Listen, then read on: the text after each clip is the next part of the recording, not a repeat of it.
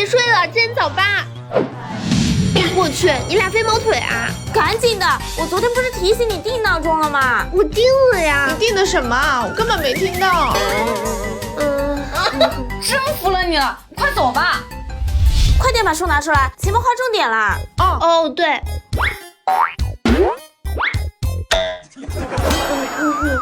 就我们这样还坐第一排啊？真不知道怎么说你们了。哎呀，这不还能吃吗？来，把这本书拿出来，咱们画一下重点啊。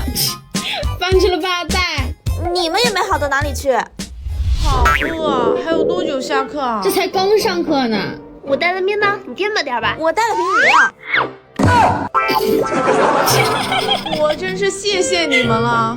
这凑凑应该也能吃吧？我这个应该也能喝吧？这里是重点，赶紧拿笔出来记一下。哼哼，我带了。我们没带。还得看我啊！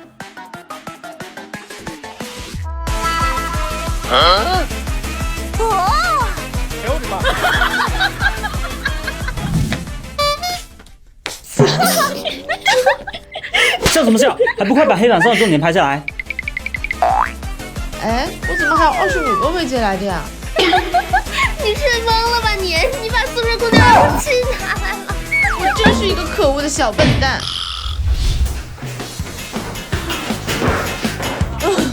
可算是下课了。可别算了，下节课马上就要开始了。今天不周三吗？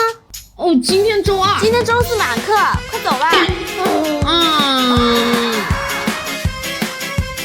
6点半了，来不及了。你在干什么呀？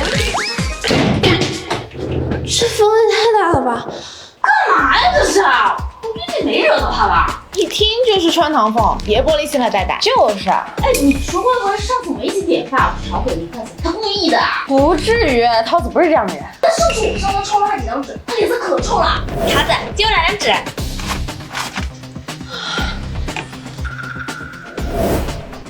他那是没抄到游戏皮肤，心情不好。都说了是上周的事了，真不至于。会不会是上周我用他的洗面奶和洗衣液生气了吧？哦，怎么？好啊，我就知道你都太不好孤立我。我买了点西红柿，你们吃吗？不吃了，刚吃饱，现在都塞不下了。我也是。哦，就这么嫌弃我吗？那我吃。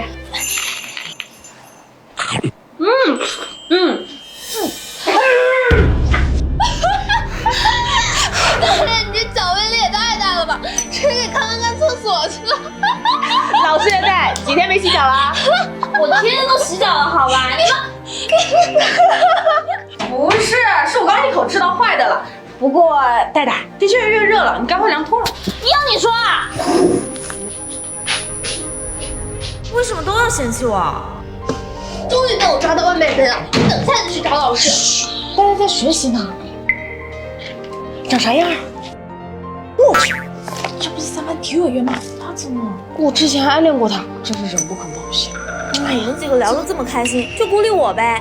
走走，我们现在就去辅导员的接水。你们就这么讨厌我吗？有什么事情不能当面说？孤立我有意思吗？大学生如何充实自己的时间？跳出舒适圈，上课时认真听讲，做好笔记，千万不要相信室友说不挂科的大学是不完整的这句话。哎，快期末了，你们不去复习吗？哎呀，这么勤奋干嘛？没有挂过科的大学是不完整的。那你的是？我，因为你不知道其他人有没有偷偷在努力。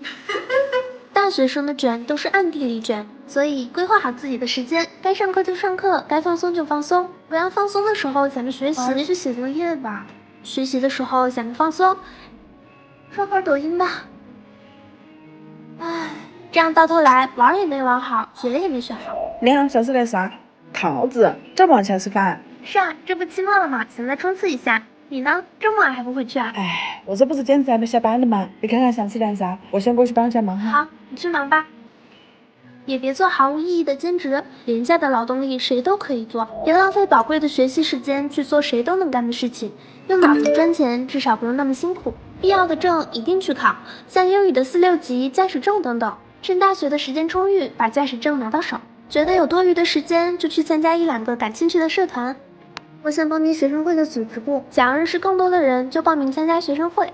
如果一心只想扑在学习上，那就好好做好专业的事情，不必浪费太多的时间在社团和学生会上面，搞好学习，拿奖学金。拒绝无用的社交，学会独处，别为了追求所谓的合群而放弃提升自己。哎，桃子，我们下午约着去逛街，一起呗。我就不去了，下午还有课呢。大家都去，就你不去，搞得像孤命你一样。不会，你们去吧。提前想好自己以后的工作方向，然后为之努力。机会都是留给有准备的人的。如果可以跟大学的自己对话，我想告诉他，4年的时间看似很长，实则太短，一晃就毕业了。希望你能充分利用每分每秒，让你的大学生活丰富充实起来，而不是回想大学4年来都是在宿舍度过的。多培养自己的爱好，在有限的时间里做最多的尝试，所有的努力都不会白费。总有一天你会发现，那些吃过的苦，终将照亮你前进的路。我的钱呢？这是我每个月底都会问自己的一个问题，不知道你们是否和我一样，好像没买什么东西，钱就没了。去超市明明买的都是几块的东西，好划算啊！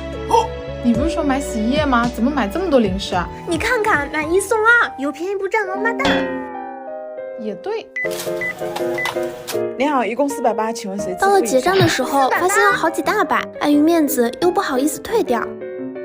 本想着趁双11囤点东西，凑个满减能便宜一点，没想到越凑越贵，甚至还买了一些根本用不上的东西。我要开始减肥了。你都这么瘦了还减啊？女生是永远不会觉得自己瘦的，这一次我一定要赢。好不容易下定决心减肥，买了一大堆减肥用品。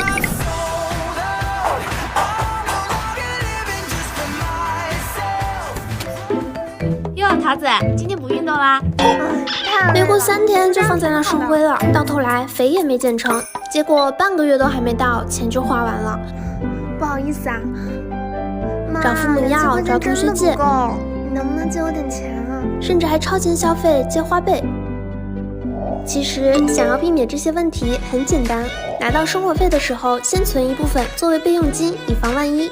去超市的时候精准打击，选好自己想买的东西就走，搞定，走人。不要掉入消费陷阱，只买自己刚需的东西，不需要的东西再便宜也不要买。小蛋糕哦。不用了，谢谢。